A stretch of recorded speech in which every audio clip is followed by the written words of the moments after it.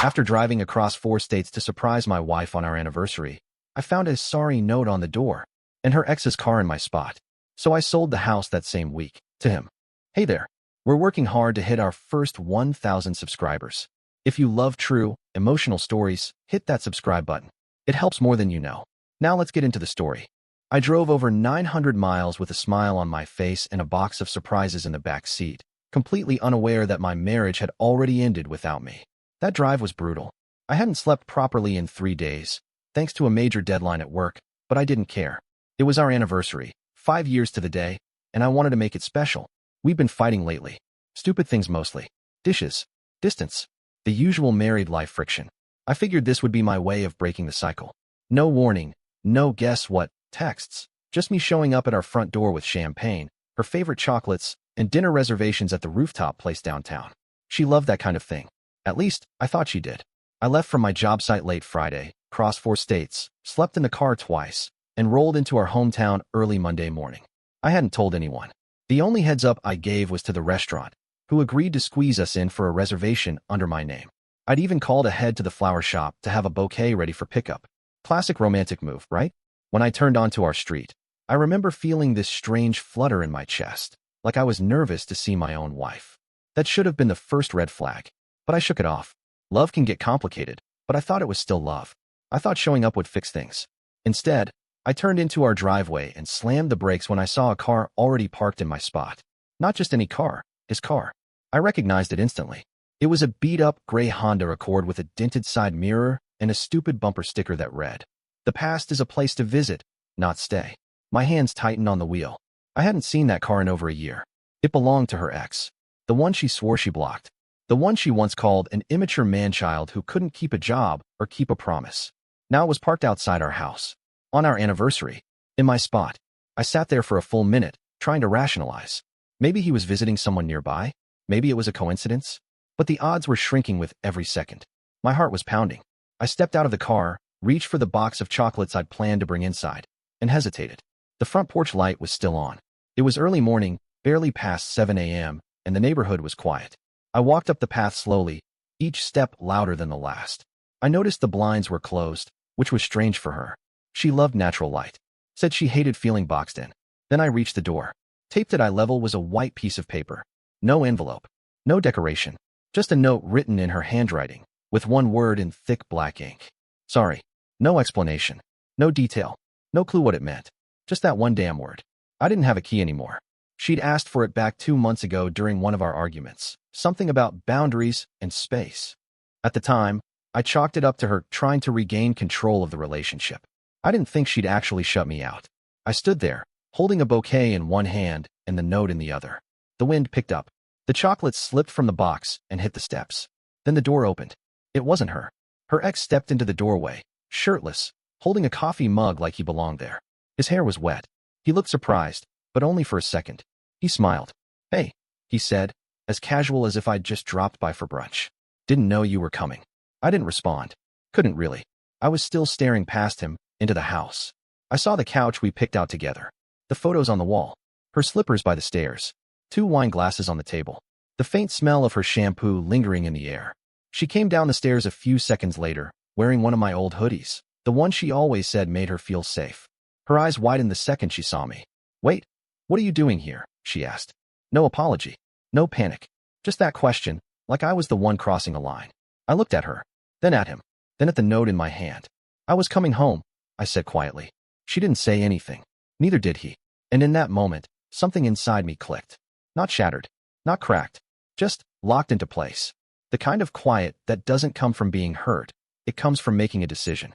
I turned around, walked back to my car, and drove 2 blocks away before pulling over and grabbing my phone. I had one contact I hadn't spoken to in months, a realtor friend. She picked up on the second ring. "Still looking to list in this neighborhood?" I asked. "Always," she said.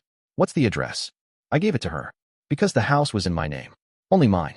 And if they wanted to play dirty, they had no idea how far I was willing to take it. I just drove 2 blocks down, parked under an oak tree, and stared at the note I was still holding. "Sorry. That's what you leave on a bathroom mirror when you forget to flush. Not when you invite your ex into the home your husband is still paying the mortgage on." And that's exactly what I was doing, paying the mortgage. Every month. On time. In full. She hadn't contributed since she quit her job to focus on healing. I agreed to it because I thought we were working through things. I thought she needed space to figure out what she wanted. I didn't realize she already had. I texted the realtor again. Me. Offer me low, list it fast, sell it faster. I want it gone by the end of the week. Her. You okay? I stared at that message for a while, then locked my phone and didn't respond. By noon, we had the papers drafted. It was easy. I had the deed, full ownership, all the documentation. We had bought the place 2 years into our marriage, but I'd used my bonus and my name alone to avoid complications. That avoid complications part suddenly felt prophetic. I drove to a gas station to clear my head, but my hands were still shaking. Not out of heartbreak, out of embarrassment. Not because of her, because of me. I had made her my entire life, turned every decision into a shared dream. And she turned around and shared it with a guy who left her for a yoga instructor 3 years ago. I didn't go back to the house that night. Instead, I slept in the car behind an old mechanic shop on the edge of town. I kept my phone off. No calls. No texts. Nothing. She didn't try to contact me. Not once. The next morning, I showed up at the house just after sunrise. The lights were off. No movement inside. I wasn't there to talk. I was there to take inventory. I walked the perimeter, took photos of the siding, the lawn, the garage, everything the realtor would need. I even grabbed the mailbox key from the planter. She forgot I used to keep spares in odd places. She never had the patience for details. When I opened the garage, I nearly laughed. They had moved all my boxes and tools to one corner like I was a guest in my own home. My wedding tux was still hanging in a dry cleaning bag on the hook by the washer. The tag was dated 6 months ago. I didn't take anything. Let her enjoy it. All of it. I wanted her to believe she'd won. That night, the realtor called me again. She said there was early interest, someone who recognized the street from another listing and was eager to make an offer. I asked for the name. She paused. It's Jason Carter. I didn't answer immediately. Jason Carter. Her ex. The guy whose car I saw in the driveway. The guy who opened my door like it was his. The guy who had the confidence to smile at me like I was an unexpected guest. Not the man who signed the mortgage. He worked in real estate. Of course he did. I remembered her mentioning that once.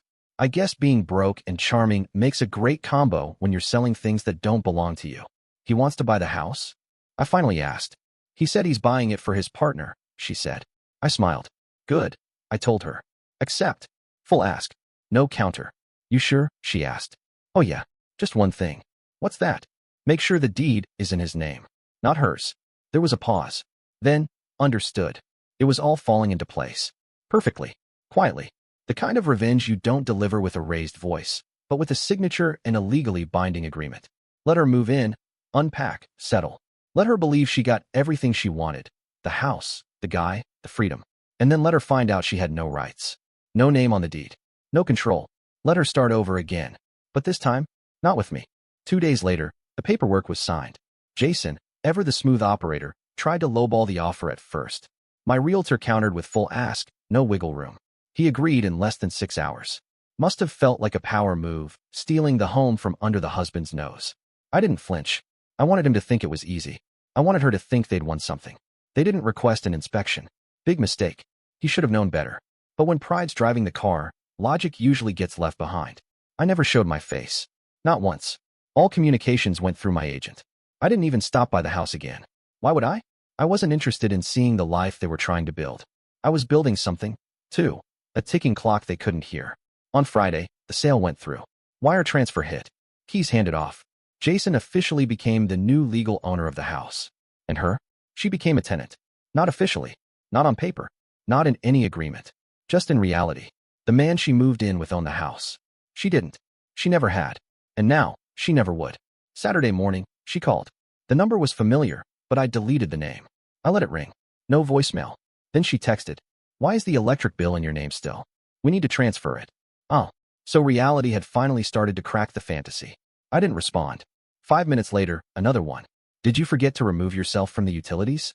It's fine, just let me know. Again, I stayed quiet. Then silence for the rest of the day. On Sunday morning, my realtor forwarded me an email. It was from Jason. He had a question about occupancy rights. Specifically, whether his partner needed to sign anything to protect her long-term residence in case something happened to him. There it was. The fear.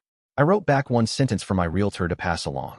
Tell him to consult a lawyer, and to make sure she understands what the word guest means under property law. No response after that. Not for 2 days. Then, midweek, she called again. this time from a different number. I picked up, not because I wanted to talk, but because silence had done enough. Now it was time to twist the knife. Hey, she said. Her voice was soft, fragile, that faux innocent tone she used when she was trying to act like nothing was wrong. Hi, I said flatly. I didn't know it was yours, she started. I mean, I thought we both. I didn't realize the deed was only in your name. That's because you never read it, I replied. You never asked. You just assumed. She hesitated. Then, so, Jason owns it now. Yes. And what does that mean for me? I could have explained the legalities. I could have pointed her to state laws about tenancy, cohabitation, and how her name was nowhere on any of the documents. I could have gone into detail about the fact that if Jason dumped her tomorrow, she'd have 30 days to vacate, and not a shred of legal leverage. Instead, I just said, it means you should start packing lighter next time you move in with someone. There was a long pause. She didn't cry, didn't argue, just a soft breath into the receiver. Then she hung up. That was the last time we spoke. I heard through the grapevine she moved out 3 weeks later. Jason tried to sell the house again, but couldn't. Market took a dip. The place sat for months, draining him. The mortgage I'd once covered so effortlessly became a burden he wasn't prepared for. Poetic, really. They wanted to play house. I just made sure it wasn't theirs to keep. A few weeks passed. I didn't keep tabs on them. I didn't need to. The fallout came to me, like clockwork. The first sign was a message from my old neighbor, Greg. He was the kind of guy who mowed his lawn with military precision and kept tabs on every car that pulled into our cul-de-sac. Greg, hey, just so you know, your ex-wife's been outside screaming into the phone the last 2 mornings. Something about no promises, and you said you'd protect me. Thought you'd find that poetic. I did. Apparently, Jason hadn't told her the full terms of the sale. He hadn't told her it was in his name only. He hadn't promised her a thing, legally or otherwise. And now that the utilities were being rerouted, the bills were coming in under his name. So was the property tax notice. So was the home insurance policy. So were the renovation estimates. All of it landing squarely in his lap. And the man wasn't built for pressure. The cracks started forming fast. I found out through a friend at the city permit office. Jason had filed a request for renovation approval barely a week after closing. Bathroom remodel, kitchen upgrades, patio expansion. Big numbers. I guess he thought he was investing in their future. Or maybe just trying to impress her. Either way, he overextended. Fast.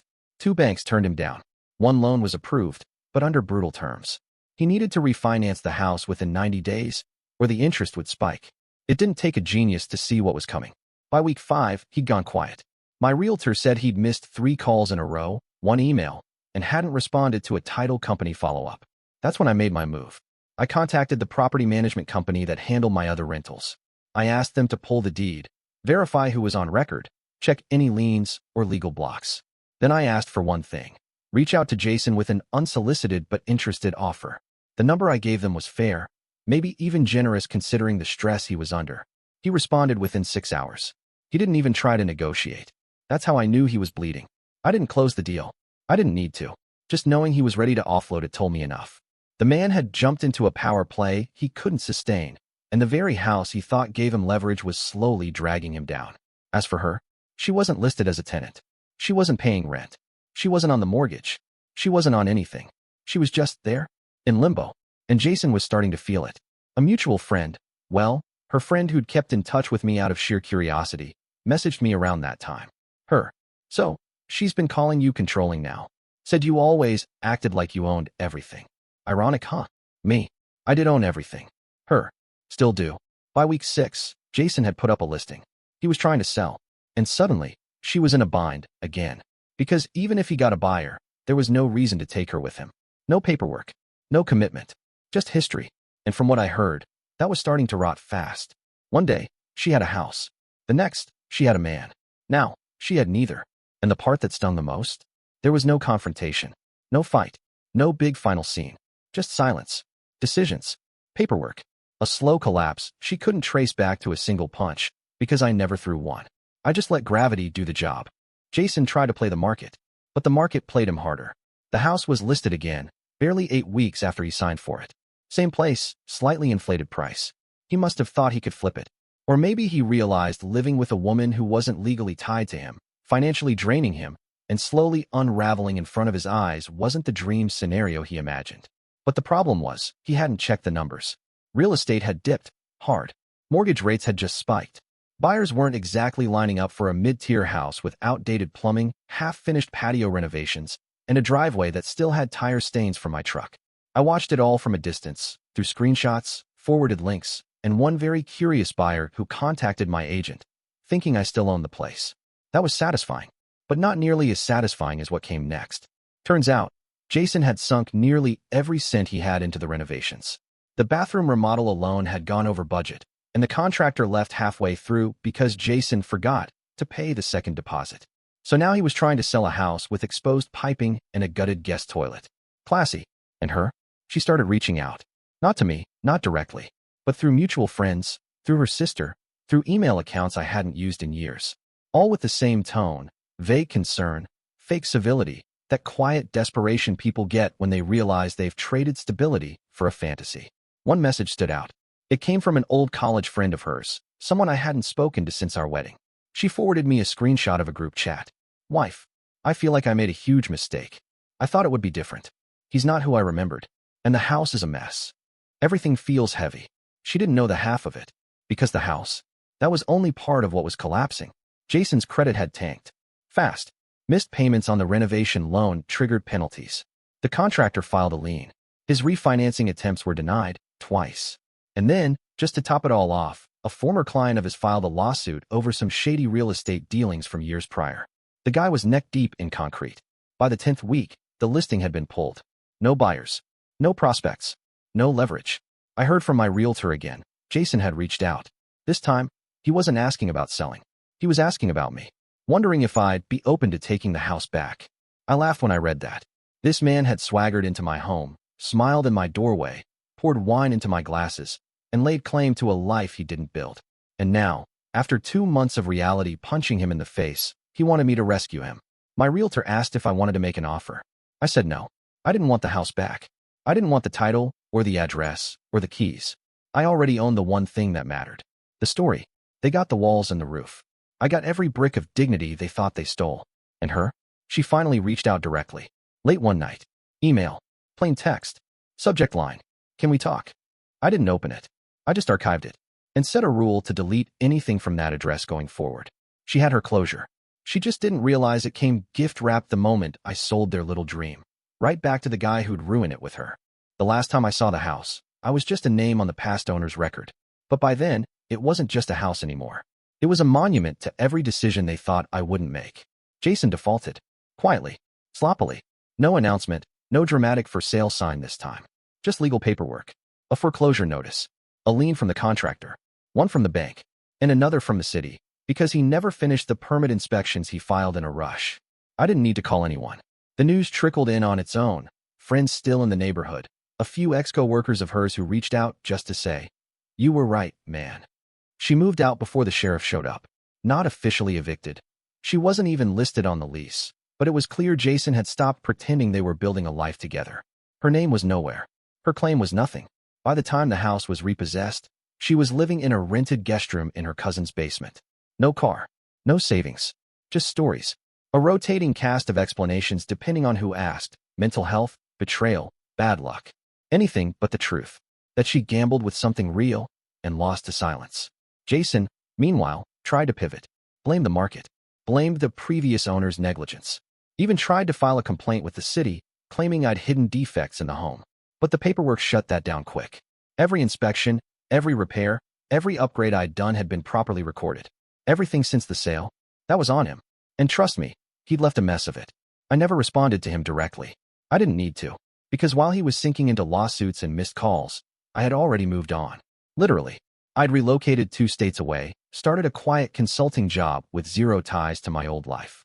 I used part of the money from the house sale to fund a local nonprofit that helped people escape toxic relationships. Yeah, that's right. I took their fantasy, their so-called victory, liquidated it, and turned it into something useful. And the last cherry on top? I bought a tiny, beautiful cabin by a lake. Nothing big, nothing flashy, just enough. But it was mine. Paid in full. No drama. No ghosts. No one else's name on the deed. A month after the foreclosure finalized, I got one final message. It came from her new email. Different name. Probably embarrassed by the old one. "Hey, I don't know where you are, but I just want to say I'm sorry. I didn't know things would turn out like this. I didn't plan it this way. I don't know. I miss the version of us that used to be. I miss you. That's all." I didn't open the message fully. I just hovered my mouse over it, read the preview, then moved it straight to the archive. She wasn't apologizing to me. She was apologizing to the memory of who she used to be. The version of her that had someone willing to drive 900 miles just to surprise her with flowers and dinner and love. The same man she replaced with a used car smile and a shallow promise. In the end, they deserved each other. And I deserve peace. And that's the story. If you're still here, that means you're one of us. So go ahead, hit that subscribe button. I drop new chaos every single day. And trust me, tomorrow's story, it's even worse than this one.